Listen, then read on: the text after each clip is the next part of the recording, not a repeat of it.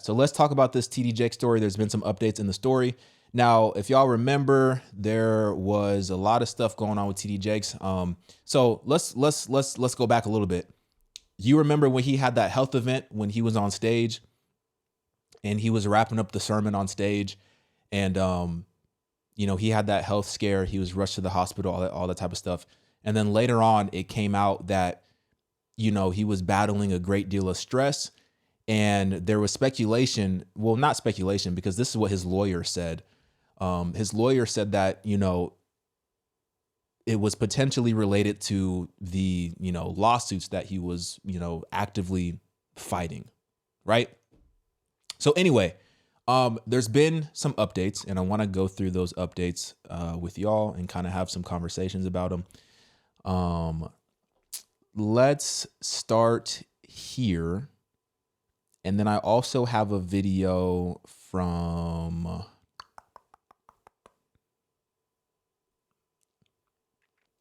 I'm Not a Lawyer,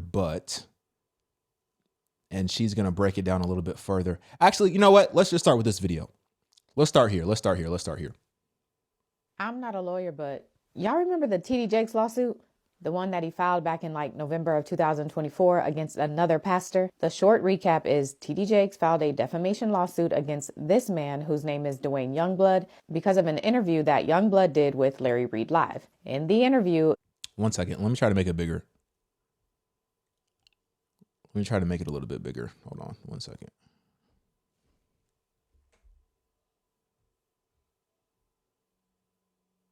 Oh no. I was not looking for a Zaya Wade video. I can't make it any bigger. Y'all got to deal with it. But y'all remember the TD Jakes lawsuit? The one that he filed back in November of 2024 against another pastor? The short recap is TD Jakes filed a defamation lawsuit against this man whose name is Dwayne Youngblood because of an interview that Youngblood did with Larry Reed Live. In the interview, Youngblood said that when he was a teenager, TD Jakes tried to kiss him and then later said he wanted to have an intimate relationship with him. Are you remembering now? Well, disclaimer. These are all allegations. Nobody has been charged with a crime. These are all allegations. Got it? Get it? Good. Let's continue. There's been some updates, so let's talk about it. First of all, Youngblood's attorney for this case is Tyrone Blackburn. And if you're trying to figure out where do you know the name Tyrone Blackburn, it's probably from one of Diddy's cases. Tyrone Blackburn represents a few of the plaintiffs who are suing Diddy, and in particular, he represents the producer Rodney Lil Rod Jones. And Lil Rod's lawsuit was the lawsuit that had all of those footnotes with the ridiculous hints, like the one that said Philadelphia rapper that dated Nicki Minaj. Bro, that's pretty crazy. I didn't even catch that. That didn't even click the first time I watched this video. So Dwayne Youngblood's attorney is the same attorney that is representing Lil Rod in the lawsuit against Diddy. And if I'm not mistaken,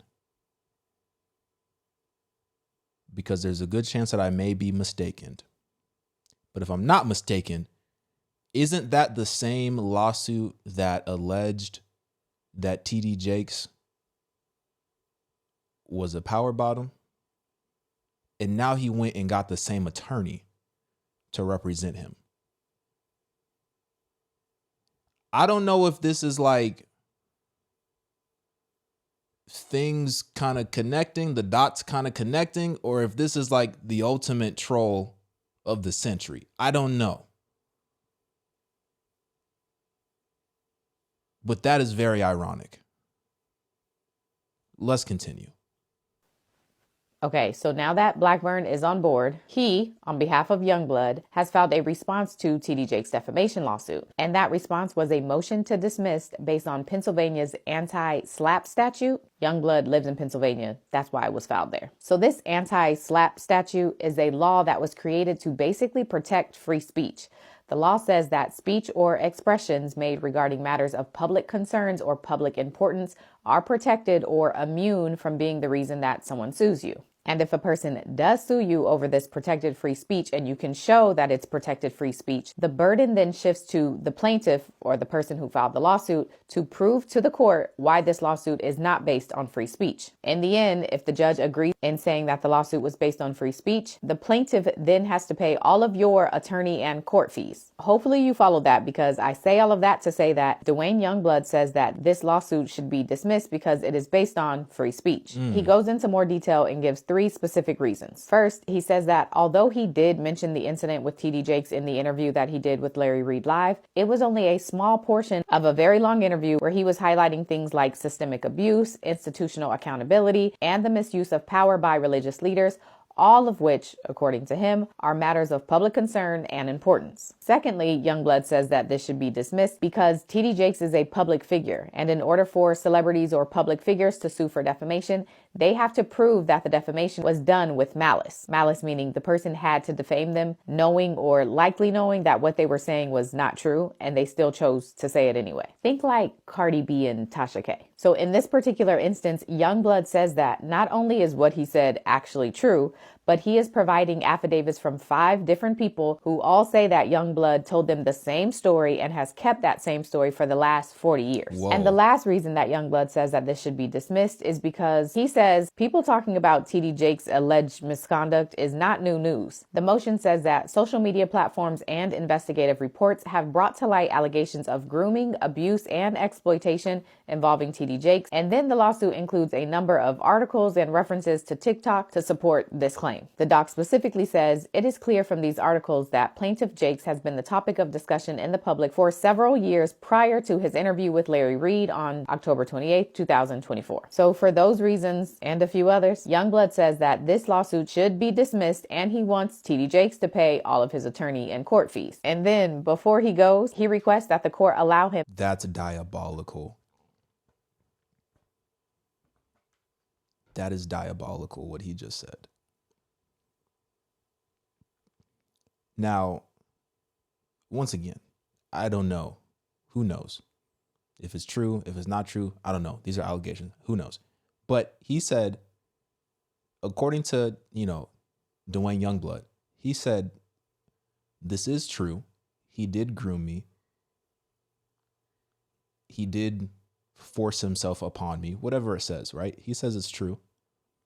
But then he says he wants TD Jakes to cover the attorney fees that he has taken upon himself in order to fight this defamation lawsuit. Mind you, this is the same attorney that worked with Lil Rod and put out the information about TD Jakes allegedly being a power bottom. I can't explain to you how messy this is on so many different levels. On so many different levels. This is just insane stuff. It truly is. Let's continue. The ability to file a cross complaint against TD Jakes and TD Jakes' son, Jermaine Jakes. Y'all knew TD Jakes had a son? For a quote, social media threat that was sent by Jermaine Jakes on November 3rd, 2024. Social media threat. According to Dwayne Youngblood, shortly after he did his interview with Larry Reed Live, Jermaine Jakes sent him a threatening DM which stated, quote, you might be in dangerous territory, Dwayne, ... Why would you ever send that?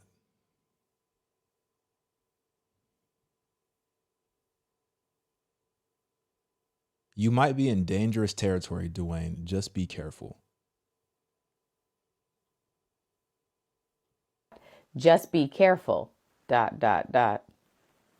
Dwayne Youngblood wants to sue TD Jakes and his son for intentional infliction of emotional distress and harassment regarding this alleged threat. Oh, and the last thing is, remember I told you that Dwayne included affidavits from people who say Dwayne told them this same story for the last 40 years? One of those affidavits was from Dwayne's older brother, whose name is Richard Youngblood. And Richard claims that TD Jakes tried to assault him too.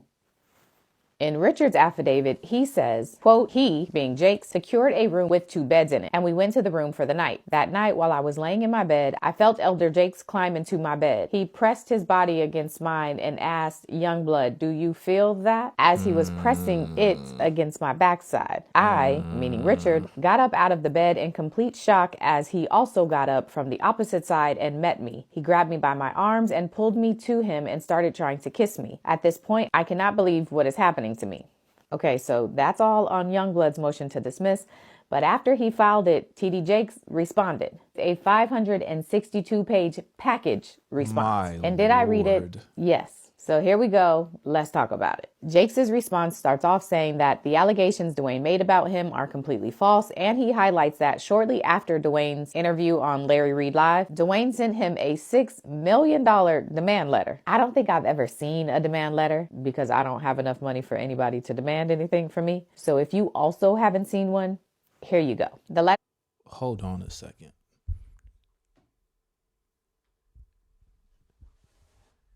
My firm, Bishop Jakes. My firm has been retained by Dwayne Youngblood regarding harm visited, upon him by Bishop Thomas Dexter Jakes. Respondent: the nature of Mr. Youngblood's concerns unwanted sexual harassment and assault. This letter is intentionally void of the graphic details. The purpose of this letter is to encourage the parties to resolve this matter quickly and privately for settlement purposes only. The opening statement or the opening settlement demand is $6 million. The demand is negotiable.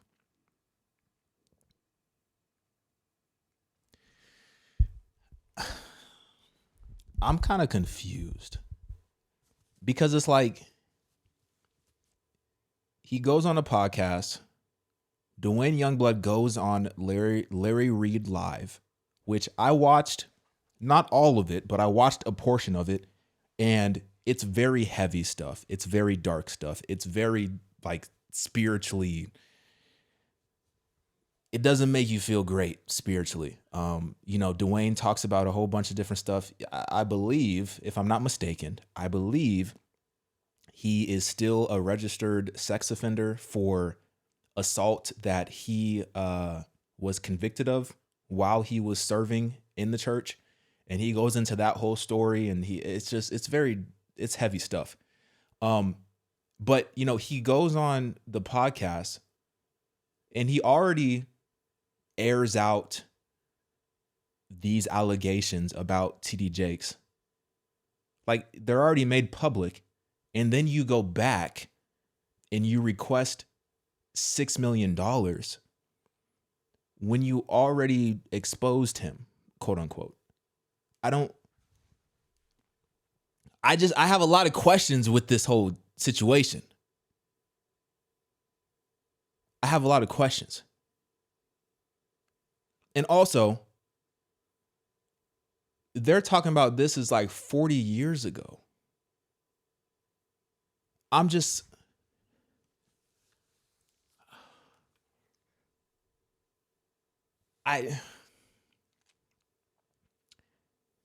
just continue. Letter says, quote, the purpose of this letter is to encourage the parties to resolve this matter quickly and privately. For settlement purposes only, the opening settlement demand is $6 million. The demand is negotiable. The letter goes on to say, you have 7 days from the date of this letter to accept this offer of private resolution. If we do not hear from you by November 23rd, 2024, we will view your silence as a rejection of this offer and proceed to file suit without delay. So he was threatening his own lawsuit. Also, to put this in context, I legitimately did not know you could do that. Isn't that called something? Extortion or something? I didn't know you could say, yo, give me $6 million or I'm finna file a lawsuit on you. I didn't know you could do that.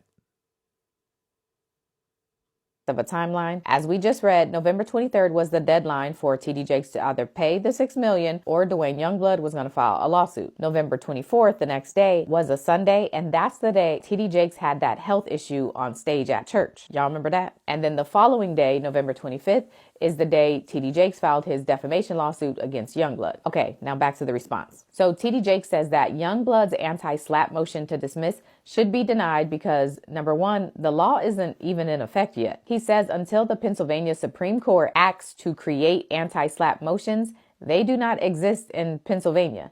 And even if they were in effect, TD Jakes and his attorneys say that they wouldn't apply in federal court. Apparently, there are some federal rules of civil procedure that conflict with the anti-SLAPP statutes, and therefore the federal rules would override in this case, which was filed in a federal court. And then on top of all of that, TD Jakes and his attorneys say that if the anti-SLAPP rules did apply, this isn't an anti-SLAPP case. They say it's a legitimate case and they have met the requirements required for it to proceed. Jakes' response goes on to say that Youngblood is a known liar, and they pull a 2015 quote from a judge who presided over one of Dwayne Youngblood's probation violation hearings. Did I mention that part? Dwayne Youngblood is a convicted felon and registered offender. He has been convicted of assault, the corruption of minors, among other things, and some of his victims include children that he pastored and mentored while he was the pastor of a church.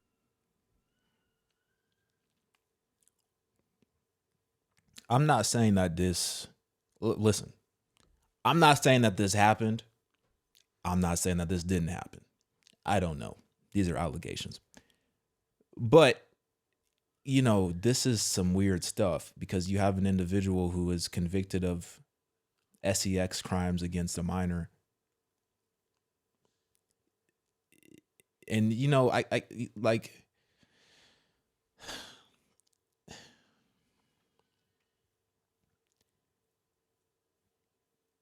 This is some weird stuff. This feels like a movie. It doesn't even feel real. It feels like a movie. I think TD Jakes, he's got to come out and he's got to make some statements about this. But I don't think he will because he has a tremendous amount of counsel. And I'm pretty sure his attorneys are advising him to say as little as possible. That would be my assumption. But I think you got to come out and you got to say some stuff about this.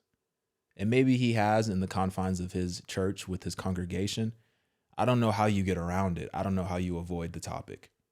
I don't know how you avoid it. Because what's being alleged is some pretty sick stuff.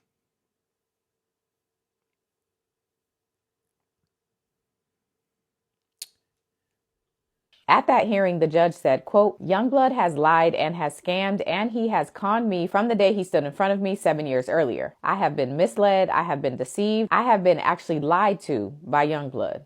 My goodness. TD Jakes also highlights that Dwayne Youngblood claims that their interaction happened in 1986. Specifically, Youngblood claims that TD Jakes told him that if Youngblood performs favors for him when he's in town, Jakes would take care of him for the rest of his life. But TD Jakes says there's no way that that could have happened because in the 1980s, he says he was living in crushing poverty and could barely afford to take care of himself, so there's no way he was offering to take care of Dwayne Youngblood. TD Jakes also says that these are not just false statements, but they were made maliciously, which again is a requirement when public figures file defamation lawsuits. Jakes says that Youngblood hatched a plan with Larry Reed Live to essentially get money from him and harm his reputation. And then toward the end of the response, TD Jakes says that cross complaint that Youngblood says he wants to file, he can't even do that because a cross complaint can only be brought against a defendant or co-defendants in a case. And because TD Jakes' son is not listed as a co-defendant on this case, it wouldn't be considered a cross complaint. And in addition to that, based on Youngblood's version of this DM exchange,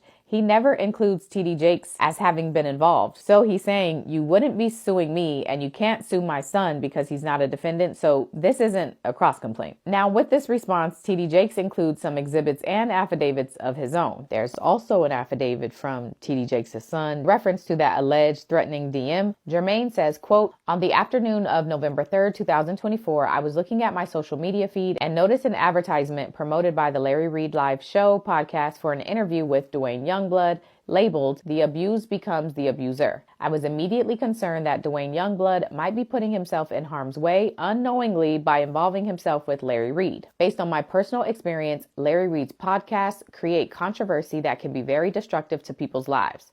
Certainly, such has been my experience with Reed's podcasting, targeting and attacking my father over a period of years. That is the context in which on November 3rd, 2024, I sent a message to Dwayne Youngblood. It was a cautionary warning to someone I know. That don't even make any sense.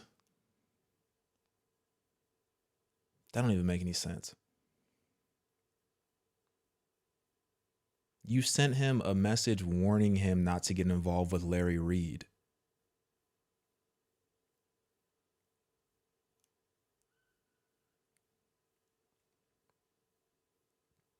That don't even make any sense. So what was the extent of the relationship prior between these individuals? That's what I'm curious about. Because that doesn't make any sense. Dwayne, to avoid Larry, because my experience is that Larry Reed distorts facts and is not truthful. I had not talked to or seen Dwayne in over 30 years. However, I knew Dwayne from growing up in West Virginia. When I sent the message to Dwayne, I had not seen the podcast, so I did not know what had been stated or that my father was the focus of the discussion.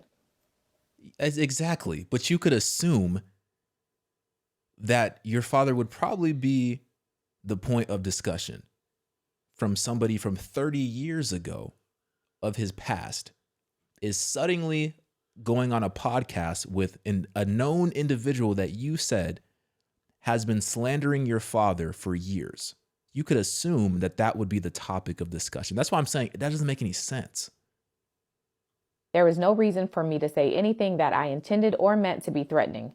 Dwayne responded to my message practically immediately, stating that he received the message and, quote, "it was noted." Child, that was a lot. The exhibits attached to the response also includes Youngblood's entire criminal history, his mugshots, and transcripts from some of his criminal hearings. There's also mugshots and criminal documentation for some of the people who provided affidavits for Youngblood, because Jake says that they are convicted felons as well. And screenshots of Youngblood's website, because according to Jake's, Youngblood did this because he had recently gotten out of jail, so he needed a story to transition him from this convicted felon to this inspirational speaker about abuse. So that's where we are. That's the latest on this lawsuit. It'll be up to the judge to determine if TD Jakes' lawsuit can continue on or not. And it feels like it's gonna keep getting messy. What y'all think?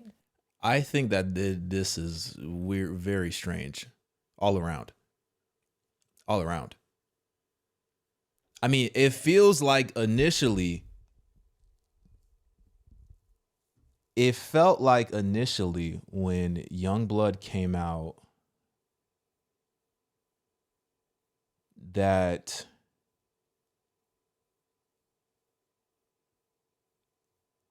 here's the difficult part. During the interview, Youngblood, Dwayne, he's telling some very vulnerable, very raw, truthful things about his past. And the reason why I say they're truthful is because you can look it up. You can verify his criminal history. So he's telling these very raw, very vulnerable things about his past. And then he's mixing in these allegations with TD Jakes.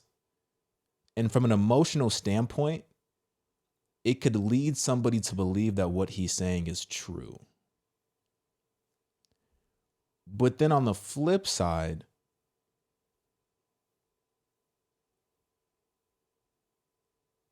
there's a lot of question marks as to the intent, as to why you would bring this information to light 40 years later, and why you would do it in the fashion that you did it. It does raise some question marks.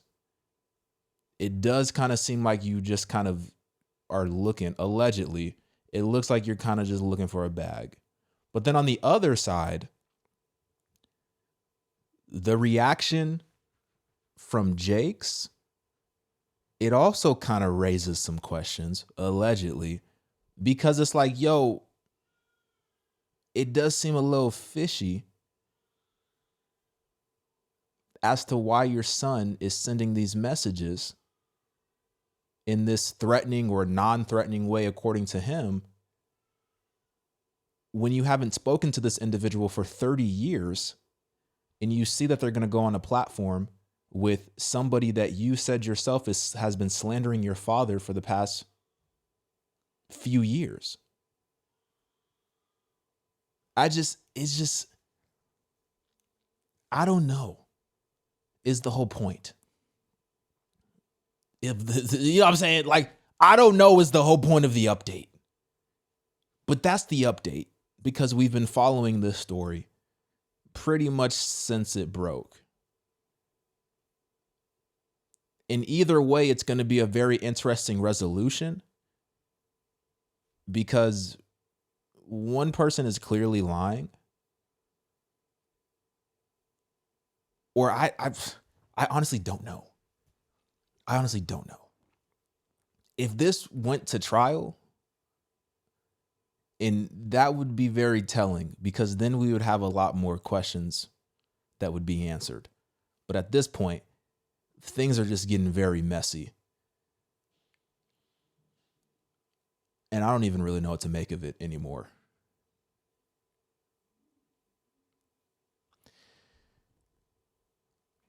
I'll say this.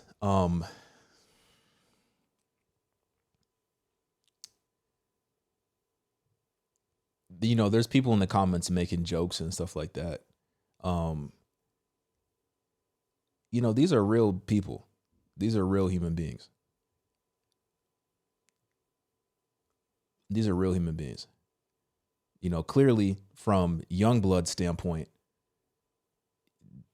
dude made some mistakes, some pretty despicable mistakes. But he's a human. We've all fallen short. And, I guess he did his time for those mistakes. But clearly, dude needs healing, right? On TD Jake's side, obviously, this dude is probably one of the biggest pastors in the world. And he has a massive platform, and he still has a congregation of people that are very loyal and show up and support every single Sunday. And probably throughout the week, I would imagine. I think prayer is needed for both of these individuals. And I'll leave it at that, and we'll just see what else comes of this story, because I really honestly wasn't expecting it to get this crazy.